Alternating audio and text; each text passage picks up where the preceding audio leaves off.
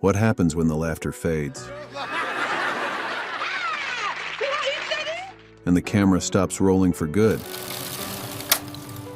They brought warmth, wit, and unforgettable charm to a show that redefined what it meant to be a neighbor.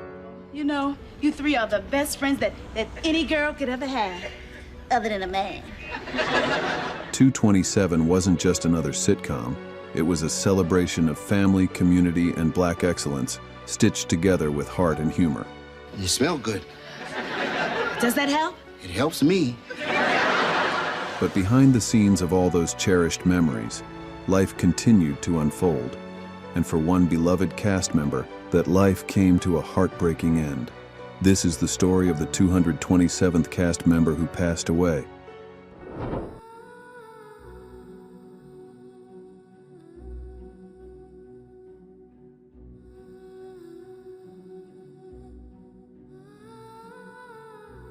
Before the world changed, there was a stoop on 227 Lexington Place, where love could surprise you at any age.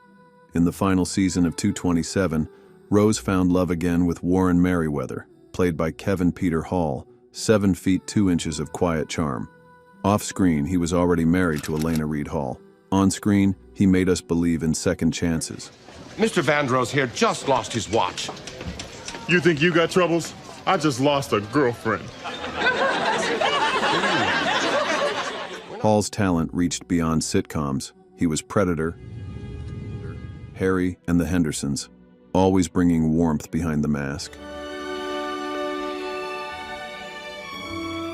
In 1990, a blood transfusion after a car accident infected him with HIV. He died of AIDS-related pneumonia in April 1991 at just 35. The stoop remains. So does his spirit, loud, proud, and unforgettable.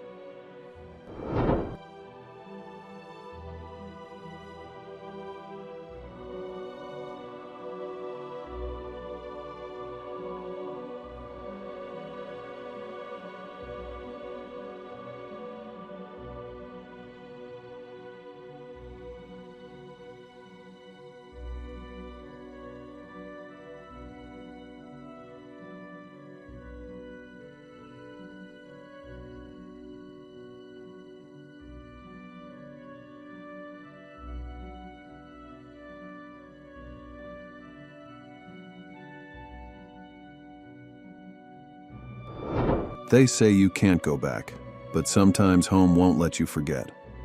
Julius Carey lit up 227 as Dale Evans, a brief role, just 3 episodes, but his presence, unmissable.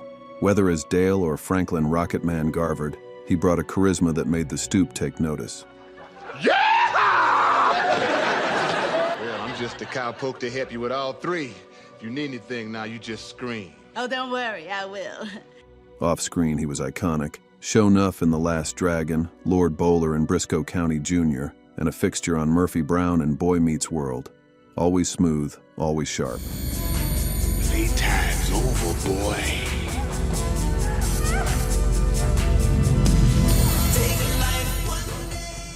In 2008, Carey died from pancreatic cancer at 56. The building remembers. The audience does too. Some faces don't fade, they echo. And Julius?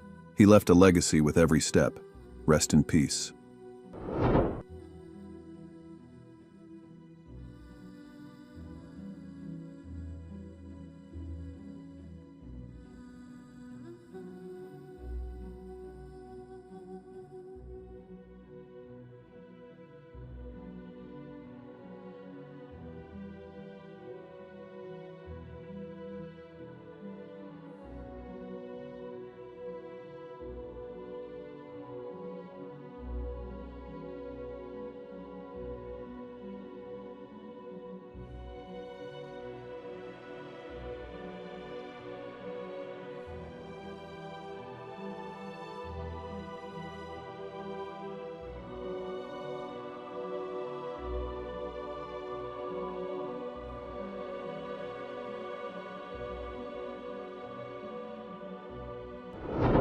Before the world changed, there was a stoop on 227 Lexington Place, where Rose Lee Holloway kept the chaos in check with elegance and side-eye. Played by Elena Reed Hall, Rose was the steady heart of 227, Mary's best friend, the calm in the storm, the voice of reason behind every punchline. Sandra, I know you're a city girl, but we in the country now, so either smell the flowers or drive on by, okay? Off-screen, Elena's talent stretched from Broadway to Sesame Street, where she inspired as Olivia Robinson. I did it, I did it, I did it, and I'm fine. Her real-life love story mirrored her characters, marrying co-star Kevin Peter Hall. She passed in 2009 at 63 after a battle with breast cancer. But her presence remains graceful, grounded, unforgettable. Some addresses are more than numbers. Their legacy.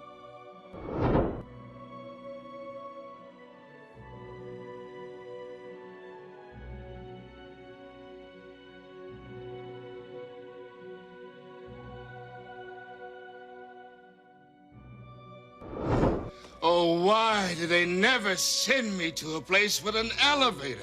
She thought she left the past behind, but the building never forgot its new landlord's name. In 227's final season, Julian C. Barlow arrived with a suit, a deed, and zero clue how to handle the tenants. Played by the regal Paul Winfield, Barlow believed owning 227 meant control. But when his ex-wife threatened everything, he needed Mary's help, and fast. It might conceivably have something to do with this. My new calculator. And in the future, Lester, if you wish to dispose of your appliances, well, kindly do not do it in my appliances. Winfield, already a legend by then, carried decades of brilliance, from Sounder-earning an Oscar nod alongside Cicely Tyson to Star Trek, The Terminator, and even lending his voice to The Simpsons. Word is you manage a stalwart young pugilist who cannot be knocked down. His gravitas brought gravity even to sitcom chaos. In 2004, at 64, Winfield passed from a heart attack, leaving behind a legacy that spanned Emmy-winning drama and barrier-breaking roles. In the end, it wasn't the walls or the bricks, it was the people that made 227 unforgettable.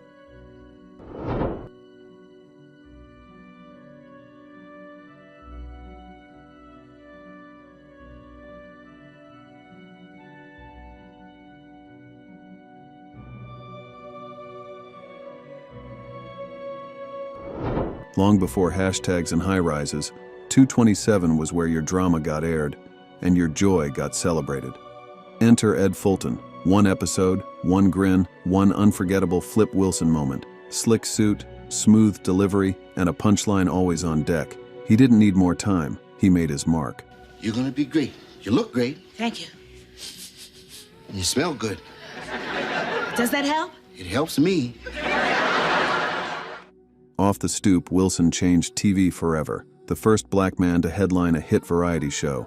The Flip Wilson Show won him 2 Emmys, a Golden Globe, and etched phrases like, "The devil made me do it," into comedy history. And she tells him, I didn't want to buy this dress. The devil made me buy this dress. He died in 1998 at 64 from liver cancer, but his voice, his laugh, his trail, still echoing.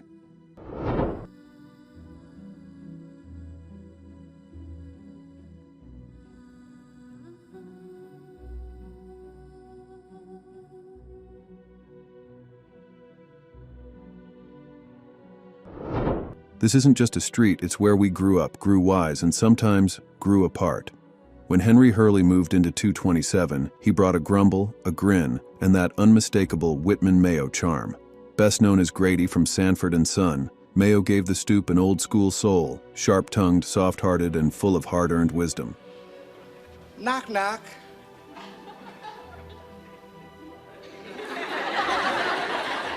I said, knock, knock, woman.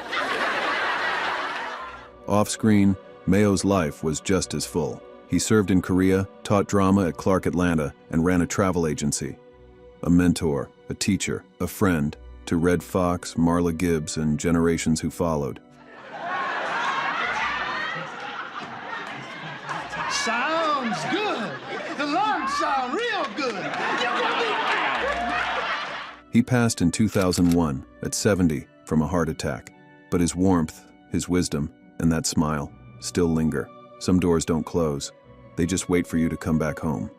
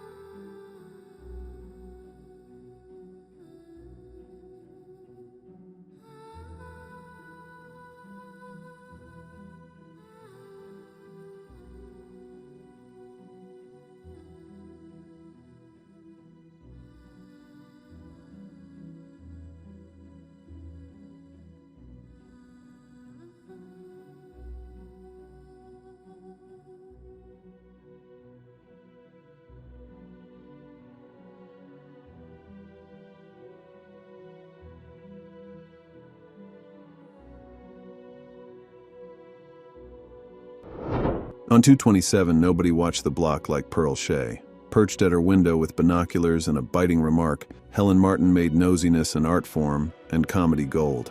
She was the neighborhood watchdog with a sharp tongue and a soft heart. Not yet, poor thing. She hasn't come out of her apartment all day. I didn't think she was that bad. What do you mean? You fell asleep before she came on. But Martin's legacy stretched far beyond the stoop.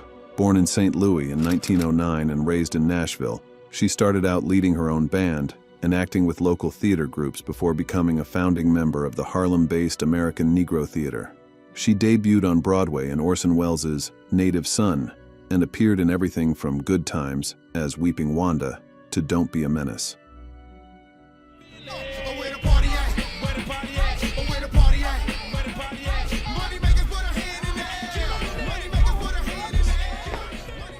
Helen Martin passed away in Monterey, California on March 25, 2090, from a heart attack. Still, we hear her voice funny, fierce, unforgettable, echoing down the halls of TV history.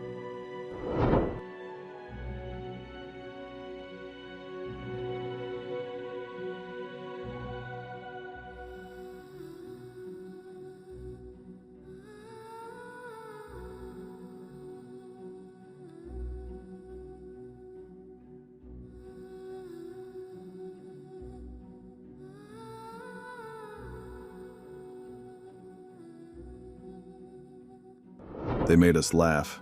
They made us feel seen. And for millions, 227 was more than just a show. It was home. But behind the applause and the punchlines, real lives played out, and some were taken too soon. As fans, all we can do is remember and honor the legacy they left behind. What are your favorite memories of 227? Did this loss hit you harder than you expected? Let's keep their memory alive in the comments below. Don't forget to like, subscribe, and hit that bell, because we've got more heartfelt stories from the golden age of TV coming your way. Thank you for watching.